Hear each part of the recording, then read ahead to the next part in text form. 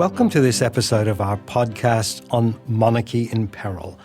I'm Robert Aldrich, Professor Emeritus of History at the University of Sydney. And I'm Cindy McCreary, an Associate Professor of History at the University of Sydney and Director of the Modern Monarchy in Global Perspective Research Hub. In this podcast, we want to talk about some of the connections between monarchy and the legacy of colonialism, including in recent times. And to do so, we'll focus on the British monarchy and the Commonwealth of Nations. The Commonwealth is an organisation that, at least until very recently, was made up of almost entirely former British colonies. Ever since its foundation, the head of the Commonwealth has been the British sovereign, and King Charles III is the current head of the Commonwealth. That's not a hereditary role, and in principle, some other figure could be selected. But the ties between King Charles III and the Commonwealth are a clear example of the historical and ongoing links that bind the old colonial country of Britain and its former colonies. Within the Commonwealth, there are 14 countries that still have the British sovereign as their head of state, although some of the other Commonwealth countries are now republics. Those that keep King Charles as head of state include Australia, New Zealand, and Canada, but also countries like Papua New Guinea, the Solomon Islands, the Bahamas, and Belize. In these places, the monarch is represented by Governor-General. They also have elected parliaments and prime ministers, and are effectively independent and self-governing nations. Nevertheless, the fact is that in these places, a royal figure who lives in London is the head of state in more than a dozen countries spread around the world. When British colonies gained independence, some immediately became republics.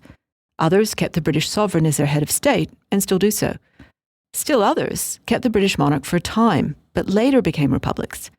Examples of these include India and Pakistan, Sri Lanka, and Mauritius. Most recently, in 2021, Barbados became a republic. To find out more about the move from monarchy to republic in Commonwealth countries over the past 2 decades, we are joined now by Dr Harshan Kumarasingham, Senior Lecturer in British Politics at the University of Edinburgh. Harshan is well acquainted with the question of Crown and Commonwealth because of his work as a historian and political scientist on the transition to republicanism in India, Pakistan, and Sri Lanka, as well as his research on the contemporary Commonwealth in Britain. His new 2-volume book, published in late 2023, is entitled The Cambridge Constitutional History of the United Kingdom. And as a New Zealander who teaches in Scotland, Harshan also has some first-hand and personal perspectives on the question. Harshan, thank you so much for joining us today. Can I start by asking, why did some former British colonies keep the British monarch as sovereign when they became independent, rather than immediately becoming republics or having an Indigenous person as monarch? Are there any patterns that you can discern here? Well, I think in the Commonwealth realms, which they're termed often, there are 2 types. Generally speaking, there are the so-called settler states, such as Australia, where it was almost axiomatic that the Crown would carry on when they got their own constitutions and systems of government. Whereas for in some ways, the post-Second World War period, there are the long period of decolonization. There was a choice in some senses, but most countries, especially from the late 40s onwards, such as India, chose to have the British monarch as their head of state, mainly seeing that as a way to facilitate the process of independence rather than an emotional need to keep the British monarch. A number of the countries in the Commonwealth that did keep their monarch eventually transitioned to a republic. Harshan, what precipitated that move? Do you see any patterns again? Was there a swell of republicanism in particular places at certain moments? As we know from history, it's difficult to pinpoint or use a date as the be-all, end-all of things. And therefore, the word independence is, I think, an important one here, because many states saw becoming a constitutional monarchy or a realm as being a transitional stage before framing their own constitutional system of government. So, especially if we move away from South Asia and think of Africa, for example, the period where these states were independent constitutional monarchies, which had the British monarch as head of state, was a relatively brief moment while they tried to frame their own constitution. Often a single person tried to do this, and dictatorship was seen as, or one-party states was seen as not congruent to being a constitutional monarchy, despite there being a system generally focused on one person. Did the move to a republic indicate radicalism or socialism in the states that made that transition? No, it did not. That's the interesting thing that perhaps your listeners may not always appreciate, that being a constitutional monarchy did not necessarily mean that the government beneath it had to be, say, of a conservative bent or a centre-right one. I mean, there are plenty of examples around the Commonwealth where there were very socialist, Marxist governments, in fact, which had a constitutional monarchy mirroring Australia, such as in Grenada, for example, which had an openly Marxist government, as did Sierra Leone. So the monarchy of the British variety or Commonwealth variety is a very broad brush one, which doesn't prevent or determine the type of the political colours of the government beneath it. And in some ways, coming from the other side of things, many governments which may have been actually had an animus towards the institution of monarchy actually saw value in it in terms of expedience, because they could do anything and everything almost underneath the crown. And did the transition to becoming a republic in these countries actually make a great deal of difference in local life? Well, I think there's a lot of rhetoric that comes with this change. And as we've seen, for example, in most recently in terms of the realms, the transition would be Barbados in November 2021, which is the latest country within the Commonwealth to become a republic. But the person who was Governor General is now the President of Barbados. The system of government, for all intents and purposes, mirrors that of being a parliamentary democracy, which existed prior to the Republican change. So in many ways, the system for the local people of Barbados has not changed very much at all. They probably will get less visits from King Charles, if any, but otherwise, in terms of their daily lives, things have not changed. And in fact, that was one of the criticisms that came up in the Barbadian example, which is mirrored in other countries, where this was a very, just a change in nomenclature rather than one of radical change in terms of a people-fueled transition, which there was not consultation in a constitutional sense of the people, which may have meant, for example, a very different type of government, not just in terms of cosmetics. In some countries that have made that transition to a republic or are thinking of doing so, there is an Indigenous population that may feel particular links with the monarchy. Do you think that this has a special influence on whether a country chooses to become a republic? I think it's critical, and actually going back to the distinction I made earlier between the so-called settler or Old Dominion states and what we can say crassly, the non-white territories.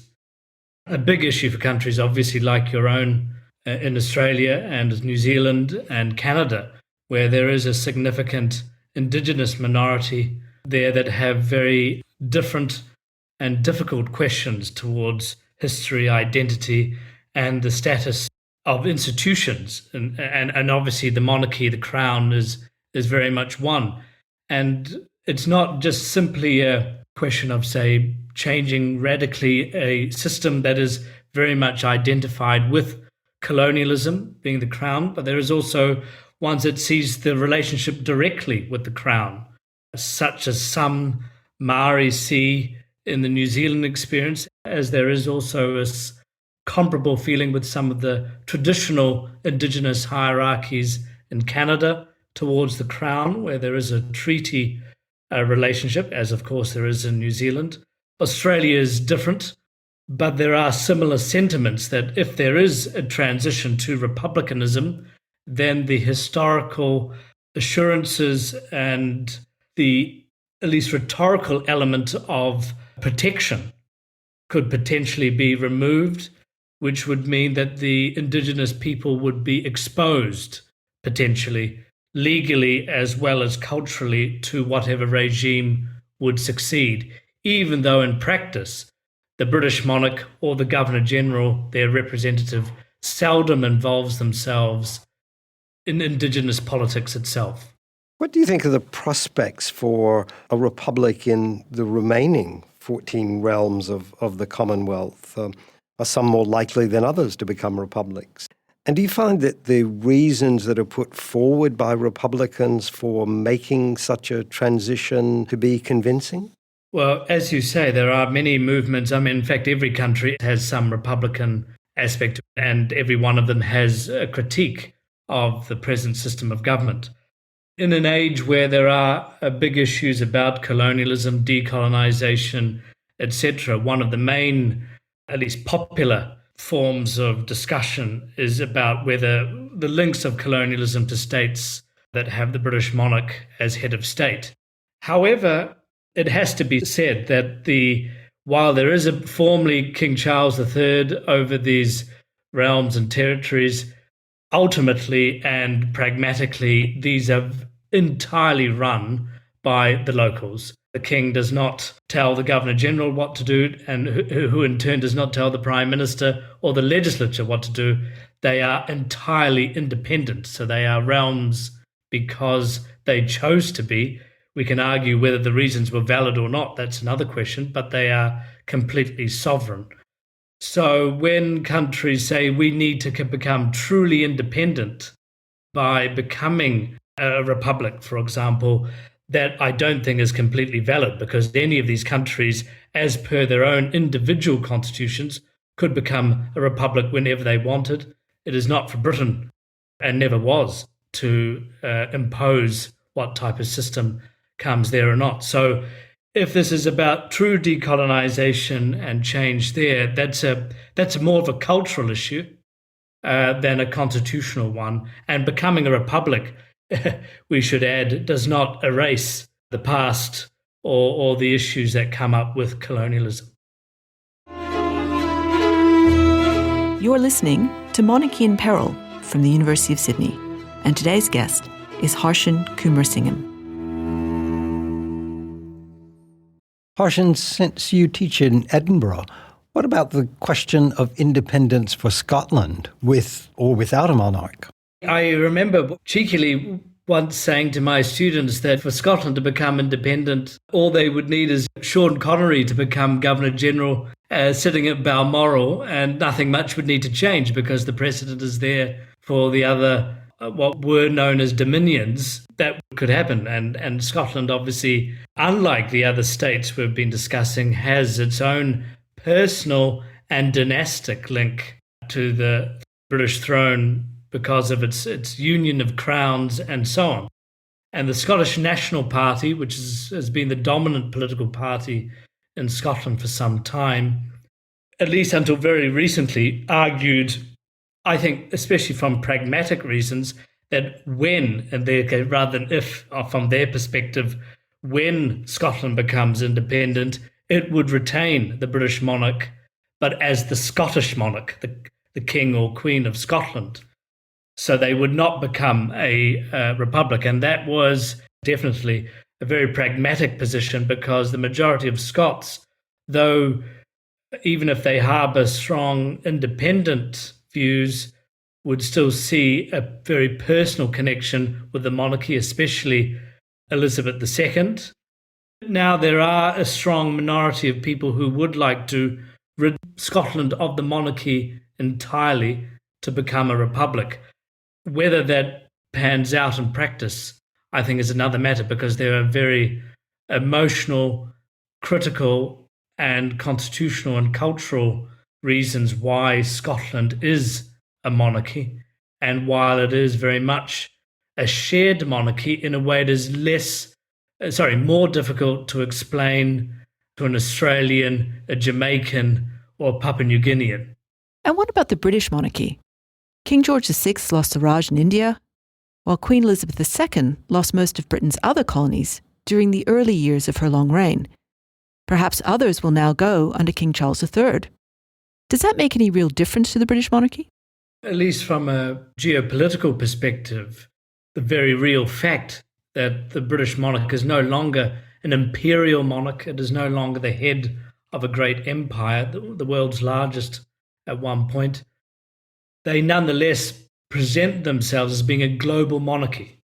And they have reason to be able to project that image because of the Commonwealth, where the monarch, despite the Commonwealth having a majority of republics and some non-British monarchies within it as well, it should be added, the British monarch is still the head of this organization of over 50 countries, which is, just to reiterate again, have more republics than realms by a good portion. And this enables the British monarchy to present itself as a global institution of wider significance because of that Commonwealth role, which I should add, interestingly, is not one by hereditary right, but one that is there by the consent of these over 50 independent countries saying as much. So that gives, at least for the monarchy's perspective, gives a sense of legitimacy to call itself an international institution of historical, cultural importance. Harshan, you mentioned the role of the British monarch as head of the Commonwealth. We know that King Charles III is currently head of the Commonwealth, but will this continue with Charles's heir William? Or is it time for a non-royal or non-British head of the Commonwealth? I hesitate to give a prediction, but if there is to be an alternative, what would it be? And I think that's the British monarchy's favour, in the sense it would be difficult to find a candidate that suits the needs of the 50-plus independent nations that, remember, come from every corner of the globe, every continent, comprise of every type of religion, different economic and cultural background. So whether these states could come up with a candidate that everyone would find acceptable, that would be quite a task. I mean, it's already a task to try and find someone who could be the Secretary General of the organization that would represent countries as different as Canada and the Solomon Islands, for example, or Nauru and Nigeria. Whether they could find someone else is difficult, but that in some ways brings up the point whether the Commonwealth should continue to exist at all, which is something that is constantly brought up. The Commonwealth, of course, is a changing institution. And isn't it true that there are now some members of the Commonwealth that never were British colonies? Yes, there's Mozambique, Rwanda, for example, which had the recent CHOGM heads of government meeting. There was many discussions, for example, about Yasser Arafat, for example, wanting Palestine to join, and ideas about Israel joining, and even America becoming one. And so it's a very loose organization. More, the favoured metaphor was either seeing it as a family or a club, with all the idiosyncrasies that come with both of those metaphors, and they carry on because it isn't one like the United Nations or the EU or even the Pacific Forum, for example. It's very much one of understandings and conventions and ups and downs and surprises, rather than one of hard and fast rules. So it's anyone's guess what will happen next. As a political scientist and someone who knows about the history of monarchy in various countries, what do you think is the future of the monarchy? Is it an institution that is thriving, just surviving, or even dying? I think it is surviving, and I think the predictions of its demise are exaggerated, because most of the surviving monarchies have been pragmatic in their dealings with modernity and with democracy. And rather than challenge those things, they have tried to be part of them. Whether they're successful at doing so is another matter, and whether they deserve that legitimacy is also something to be debated. But most of the monarchies that we are discussing, and in your podcast you're discussing, are ones that are symbiotically linked to democracy as opposed to autocracy or dictatorial regimes. Obviously, there are some, as you know, that do take an active and non-democratic intervention in politics. But I think those are the ones that probably will struggle to survive in the coming years, whereas those that are, as I've described, rather than saying constitutional monarchs, I call them parliamentary monarchs or parliamentary heads of state, where they act within a parliamentary system and divide the roles that are seen in the American presidency, where they're centered on one person. Instead, we see heads of state, the monarch or their representative, and a prime minister's head of government. And I think that compact or that relationship is one that is not only identifiable, one that most find applicable and understandable to their political systems. Whether that person should still be a monarch is still being debated and will be forever, I think, as long as monarchy exists. Well, thank you so much, Harshan Kumarasingham, for sharing your insights on the Commonwealth with us today. So, King Charles III reigns on, as do almost 24 other monarchs around the world. Many others have gone the way of the ancient Roman emperors, replaced by different types of rulers and forms of government. So today, some thrones seem strong, but others are definitely a bit wobbly. Some of the heads on which crowns lie may indeed be uneasy. But if present-day rulers are a bit troubled by the stability of their thrones, then they should realize that monarchy has always been a more fragile institution than it might appear from all the gold and glitter, the palaces and the power. We hope you've enjoyed these podcasts on modern monarchy. We would appreciate your feedback on this series, as well as your suggestion of themes that would be of interest for possible future podcasts. And we hope that these talks will lead you to further exploration, whether you're a monarchist, a Republican, undecided, or just someone interested in the fascinating history of modern monarchy. From Cindy McCreary and Robert Aldrich, and our invaluable producer, Peter Adams, thanks so much for listening. This series of podcasts has been created by the Modern Monarchy in Global Perspective Research Hub at the University of Sydney. Please see our website for further information at global-monarchy.sydney.edu.au. The text of the podcast were written by Associate Professor Cindy McCreary and Professor Emeritus Robert Aldrich. And the series was produced by Peter Adams from the University of Sydney School of Humanities. The podcasts are copyright by the University of Sydney, and the authors and interviewees retain rights to their material.